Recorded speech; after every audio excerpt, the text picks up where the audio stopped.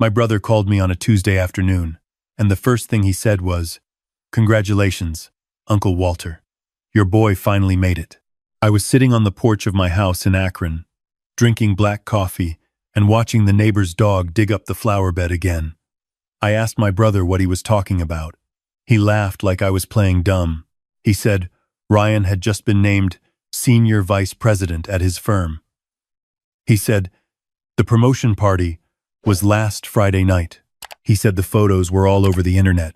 The rooftop restaurant downtown, 100 people, champagne and crystal flutes, my son in a navy suit holding a plaque while the crowd cheered. Last Friday, I had been home alone eating leftover chili and watching the Weather Channel. My brother's voice went quiet when he realized I had no idea. He said he only knew because Ryan's wife had posted about it on her social media page. He said he assumed I was there. NP. He assumed I had just gotten back. I told him I had not gone anywhere. There was a long pause on the line. My brother said he was sorry, Tom. He said he must have gotten it wrong. He was trying to recover the moment for both of us, but we both knew exactly what had happened. I thanked him for calling. I told him I would talk to him soon. I hung up and sat there on the porch while the coffee went cold in my hands. I am 67 years old. I spent 38 years as a master electrician, crawling through attics in August and basements in January, pulling wire through walls that other men built.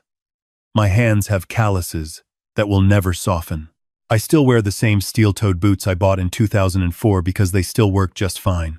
I drive a 2009 Silverado with a cracked dashboard and a heater that takes 10 minutes to warm up in winter. When my son was growing up and his friends asked what his father did for a living, he used to say, "He fixes things." He was not wrong. But he was also not telling the whole story.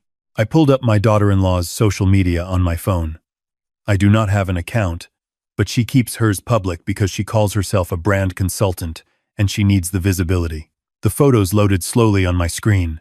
There was my son, grinning ear to ear, standing in front of a floor-to-ceiling window with the city skyline glittering behind him. There was my daughter-in-law in a red dress that probably cost more than my monthly utility bill, raising a glass toward the camera. There were 100 faces I did not recognize, all of them laughing, all of them dressed like they had somewhere important to be. I scrolled down to the caption.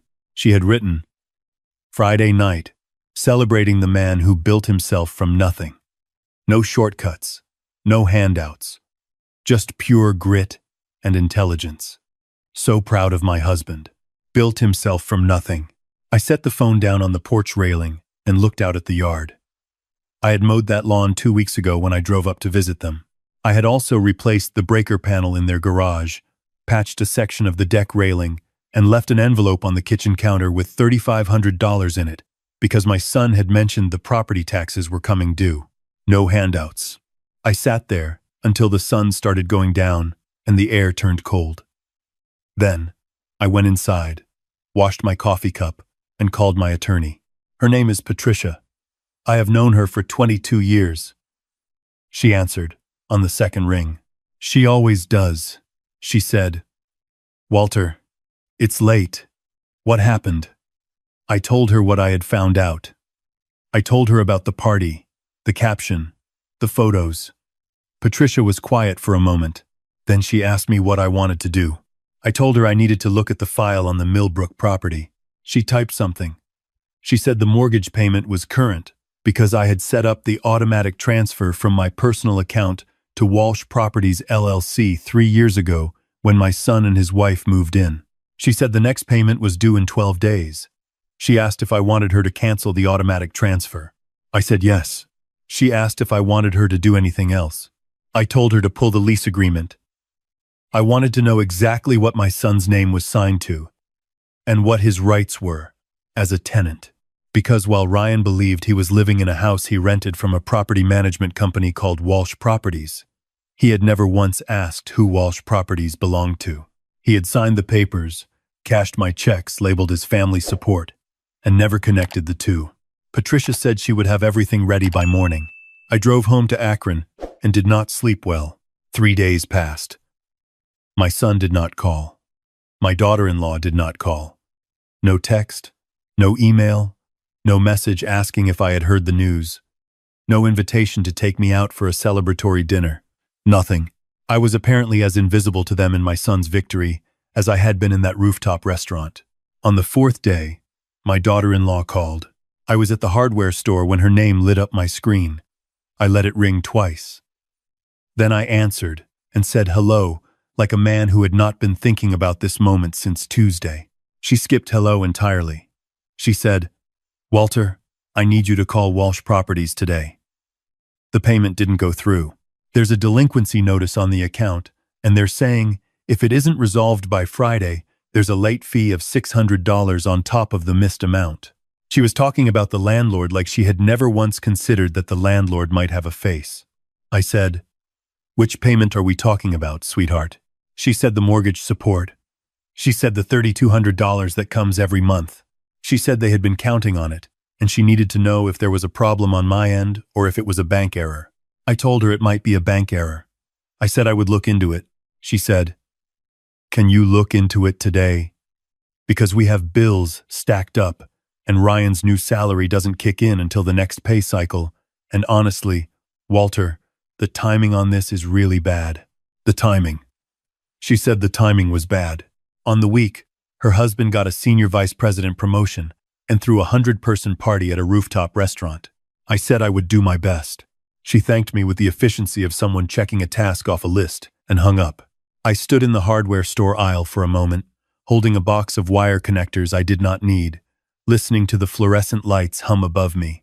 Then I put the box back on the shelf, walked to my truck, and called Patricia. I told her not to fix the payment. I told her to proceed. She said, "Are you certain, Walter?" I said I was. I drove home thinking about the night my son was born. I remember the hallway of the hospital, smelling like antiseptic and burned coffee. I remember the nurse putting him in my arms and thinking he was the most fragile thing I had ever held, and that I would spend the rest of my life making sure nothing broke him. I had kept that promise too well, it turned out. I had made his world so padded and safe that he forgot what walls were made of. On the seventh day, my son called. His voice was different than his wife's. She had called like a manager following up on a vendor. He called like a man standing on a ledge, trying to sound casual about the height. He said, "Hey, Dad, how are you doing?" He asked about my knee, which had been bothering me in the fall. He asked if I had watched the game over the weekend. I answered every question calmly. I asked about his. We talked for 4 minutes about nothing, and then he finally said, "Listen, Dad, I don't know if Cassie mentioned it, but there's a thing with the mortgage payment this month."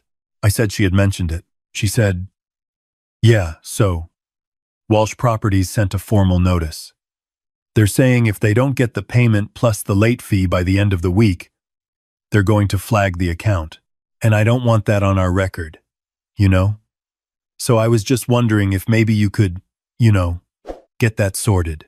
I said, "Ryan, I want to ask you something first." He said, "Sure, Dad. What's up?" I asked him how the promotion party was. The silence lasted exactly 4 seconds. I counted. He said, "It was good. It was. Yeah. It was a good time. Pretty low-key. Just some people from the office." I said, 100 people sounds like more than some." Another silence. Longer this time. He said, "Who told you about that?" I said, "Your uncle called to congratulate you." I said, "He saw the photos your wife posted." I said, "I saw them too." My son exhaled slowly. I could hear him choosing his words like a man picking his way across ice. He said, "Dad, look, it wasn't my idea to not invite you. Cassie planned the whole thing, and the venue had a strict capacity. And honestly, these are all work people, and some of her clients, and it wouldn't have been your scene. You know? You would have been bored out of your mind. We were going to have you over for dinner to celebrate properly. Something more your speed. More my speed." I thought about the 38 years of 6 o'clock mornings. I thought about the apprentices I had trained, the business I had built, the properties I had quietly accumulated while everyone assumed I was just an old man with a tool belt and a pension. I thought about my son at age 12, sitting in the passenger seat of my truck while I drove to a job site, asking me why I always wore the same jacket. I told him, because it was a good jacket and it still worked. He said his friend's dad wore a suit to work. I told him suits were fine for some jobs. I told him my job was different. He nodded and looked out the window. And even then, even at 12, I could see the beginning of something I did not know how to name. I told my son I understood. I told him I hoped the celebration was everything he wanted. He said, "So? The payment?" I said, "Ryan, things are tight for me right now. My truck needs brake work. I've got a medical bill from the fall. I'm going to need some time." He went quiet again. Then he said, "How much time are we talking, Dad?" Because Walsh Properties is not messing around with the notices. I said I would figure something out. I told him not to worry. He did not say thank you. He said, "Okay. Let me know." He hung up. I sat in my truck in the driveway and looked at the house I grew up in. My father had bought it in 1971. I had inherited it when he passed. It was nothing fancy, a 2-bedroom Cape Cod with a detached garage and a maple tree in the front yard that turned red every October like it was showing off. It was paid off, and it was mine, and no one could take it from me. I thought about my son in his Navy suit holding that plaque. I thought about the caption. No shortcuts. No handouts. I went inside and called Patricia again. I told her to move to the next phase. What my son did not know, what my daughter-in-law did not know, what almost nobody knew, was that 30 years ago I started putting every dollar I did not absolutely need into real estate. Not because I had some grand vision, because I understood structures. I understood what made a foundation solid. I understood that a building, unlike a stock or a bond or a promise, was a thing you could stand on. I started with a duplex in Akron, then a small commercial strinib in Canton, then a warehouse outside Cleveland that I bought for almost nothing during the recession and sold 7 years later for 4 times what I paid. The company I used to hold it all was called Walsh Properties. It was a name I chose because it was my mother's maiden name, and I liked the idea of building something under her name, something she never got to see. Walsh Properties had grown quietly, the way all real things grow, without announcing itself. My son had been writing a check to Walsh Properties every month for 3 years. He thought it was a faceless management company. He had never once searched the name. He had never once asked, because asking would have required curiosity about someone other than himself. 2 weeks after the payment stopped, a formal notice arrived at the Millbrook house. Patricia made sure it was thorough and official, and that it carried the full weight of the legal language it was entitled to carry. It listed the missed payment, the late fees, the notice period, and the name of the legal representative for Walsh Properties. It did not list my name anywhere. It did not need to. My daughter-in-law called me 4 times that afternoon. I answered the 3rd time. She was not careful with her words the way my son had been. She said, "Walter, this is insane. This notice says if we don't pay $2,600 by the end of the month, they're going to start eviction proceedings." Eviction, Walter. Do you understand what that does to a credit score? Ryan just got a promotion. We are trying to build something here. You need to fix this today. I said, "Cassie, I told Ryan I was a little short this month." She said, "You are not short, Walter. You live in a paid-off house, and you have a pension, and you have savings. You are choosing to do this. You are punishing us because of the party."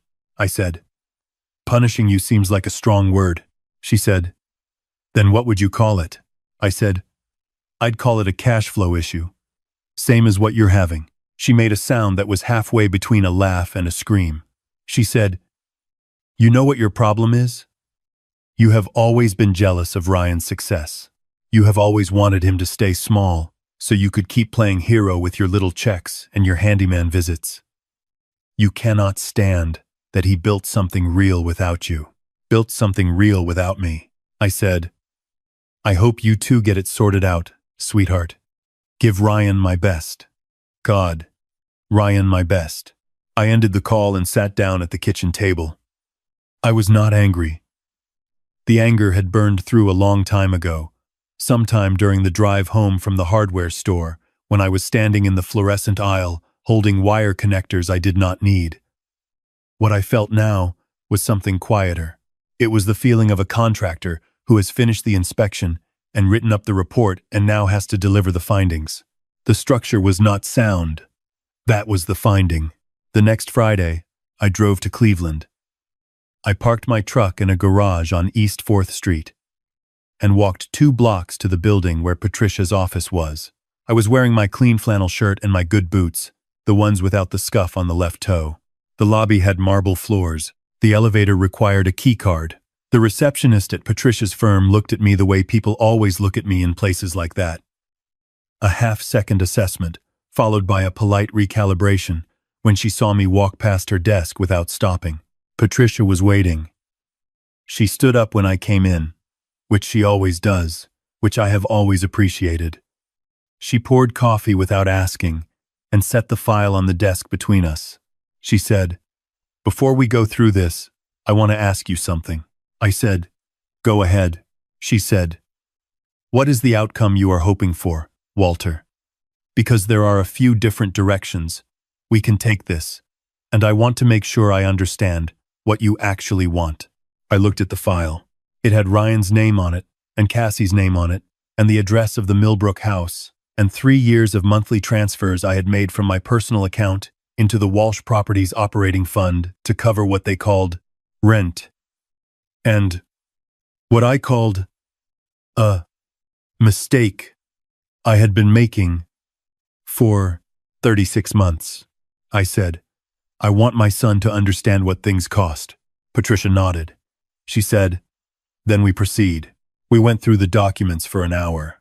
She explained the eviction timeline. She explained that because the property was held under Walsh Properties and the lease agreement was between the tenants and the management company, my name did not appear anywhere in the paperwork they would receive.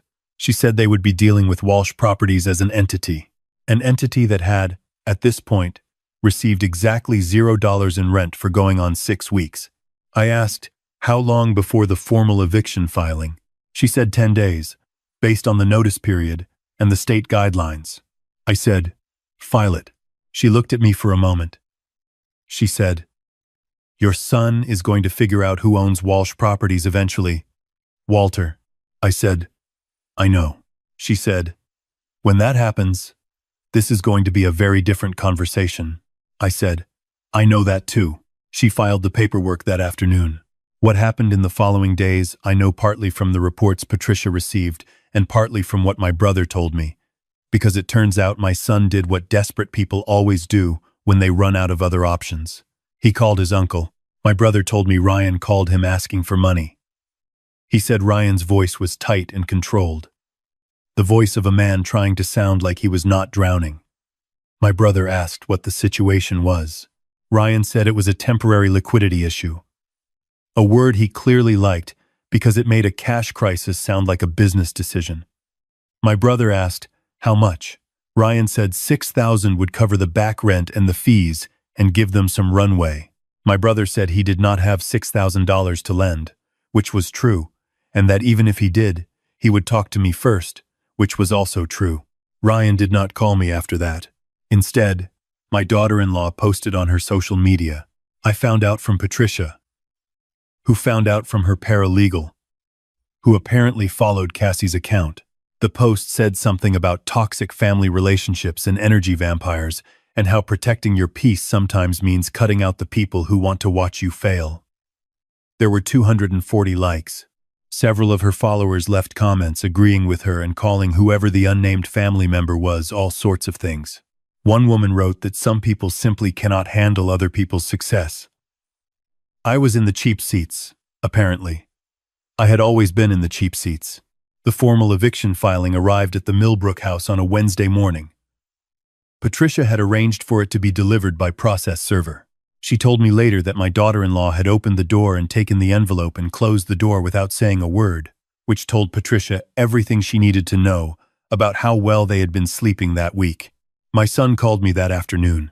He was not using his careful voice or his business voice. He was using a voice I had not heard in 15 years. He was using the voice from when he was 17 and crashed my truck into a ditch on Route 8 and had to call me from a stranger's phone.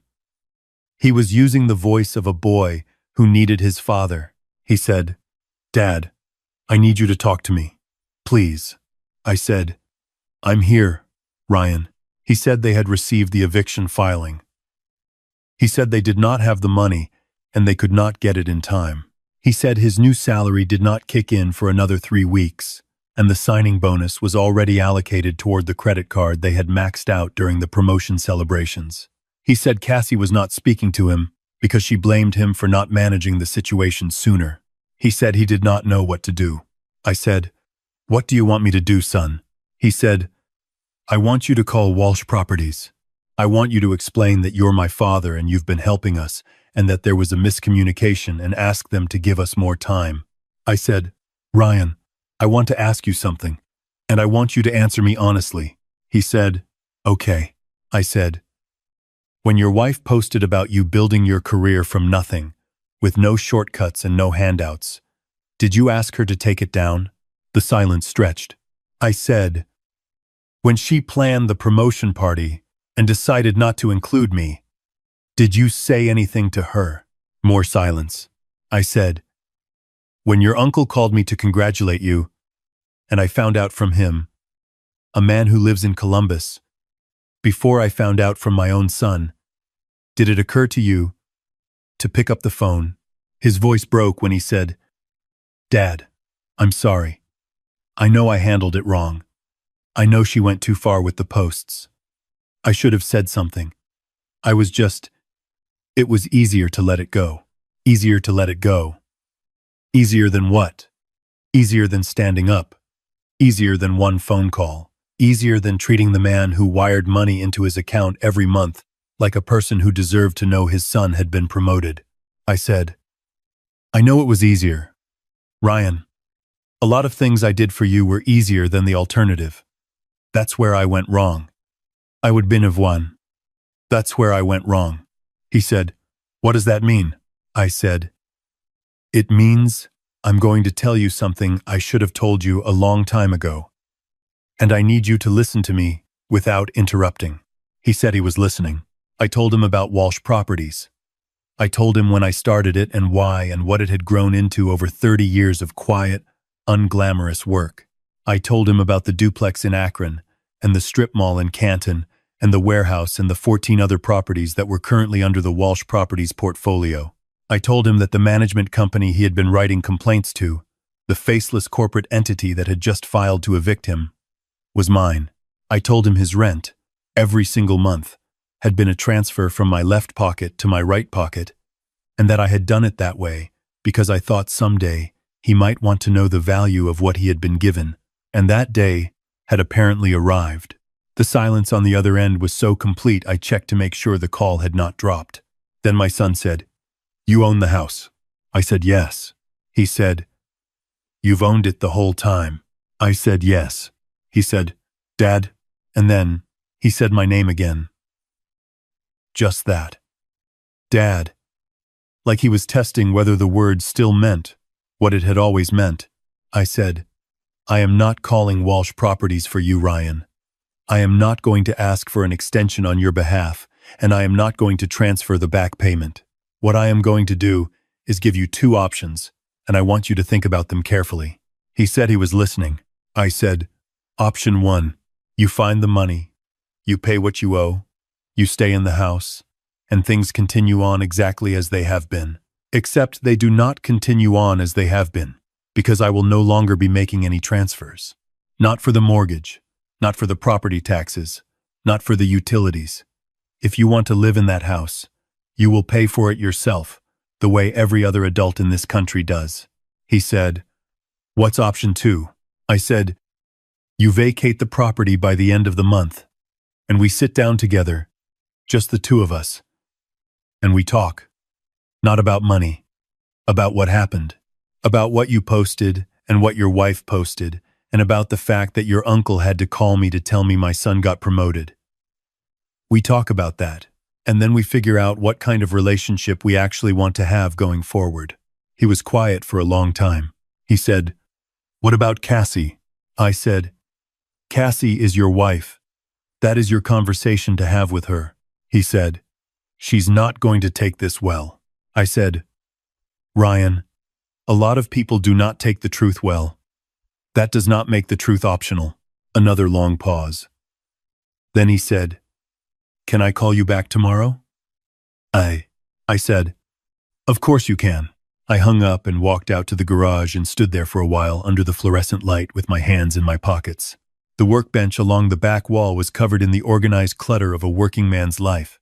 Coils of wire, a voltage tester, 3 different sizes of wire strippers, a set of pliers I had owned since 1987 that still worked as well as the day I bought them.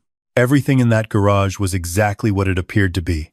Nothing hidden, nothing pretending to be something else. I thought that was probably where I had gone wrong with my son. I had let him believe I was simpler than I was. I had let him believe the flannel shirt was the whole story, because I was proud of the flannel shirt and I did not think I should have to explain myself. But silence, I have learned, is not the same thing as honesty. And letting someone misunderstand you for 30 years is its own kind of mistake. My son called me back the next morning. He said they would be out of the house by the end of the month. He said he had talked to his wife. He said it had not gone smoothly, which I did not find surprising. He said she felt that I had been manipulative, and that the whole situation was some kind of power play. He said he had told her that was not how he saw it. He said something that surprised me then. He said, "Dad, I told her the truth. I told her we've been living on your money for 3 years, and we never once said thank you. I told her I was ashamed of that." I held the phone and looked at the maple tree in the front yard, bare now because it was late November, all its showing off done for the year. I said, "That took courage, son." He said, "It didn't feel like courage. It felt like being honest about something I already knew." I said, "That's what courage usually feels like." We talked for 40 minutes, not about money. He told me about the work he had actually done to get the promotion, the real work, the late nights, and the project that almost failed, and the moment he had to stand up in front of the executive team and defend a decision that turned out to be right. He had done that himself. I wanted him to know I understood that. I told him I was proud of that, specifically, and that I wished I had been in the room to see it. He went quiet, and then he said, "I should have called you, Dad. I should have called you the minute they told me." I said, "Yes, you should have." He said, "I'm going to do better." I told him I would hold him to that. They were out of the Millbrook house by the 28th. They moved into a 2-bedroom apartment on the east side, something they could actually afford on his salary without my money filling the gap. My daughter-in-law did not call me. That was fine. There are some distances that close slowly and some that do not close at all, and I had stopped trying to decide which category she fell into. What I know is this. My son called me on a Sunday 3 weeks after they moved. He said he had woken up that morning and looked at his bank account and realized he knew exactly what was in it, down to the last dollar, because every dollar in it was one he had earned.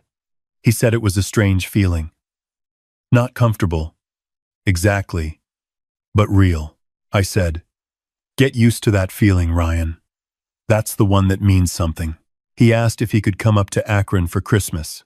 I said yes. I said I would make his mother's pot roast recipe, and we could watch the game and he could meet my neighbor's dog, who had finally given up on the flower bed and moved on to a more ambitious excavation project near the fence line. He laughed. A real laugh, not a performance. I set the phone down on the kitchen table after we hung up and sat there looking at the room I had sat in my whole life. The same table my parents ate at. The same window. Looking out at the same maple tree. None of it impressive. All of it mine. I had built my fortune one quiet decision at a time. I had kept it quiet because I believed a man's worth was in what he built, not what he announced. But I see now that silence has its limits. When you allow yourself to be invisible for long enough, The people who love you start to believe the invisibility is a fact instead of a choice. I have spent 38 years making things work. Wiring that carries the current, connections that hold under load, systems that function when everything depends on them. The most important circuit I ever let go dark was the one between me and my son, not because I lost power, because I forgot to check whether the light was actually on. It is on now. That is enough to work with. If this story sat with you, I want to hear from you in the comments. Have you ever had to step back before someone could step up? Have you ever been the person who got stepped back from? Either way, I want to know. Leave me a like if you think real respect has to be built the same way everything worth having is built the hard way, from the ground up. And subscribe to Revenge Chronicles, because every week we tell the stories that remind us what we are actually made of.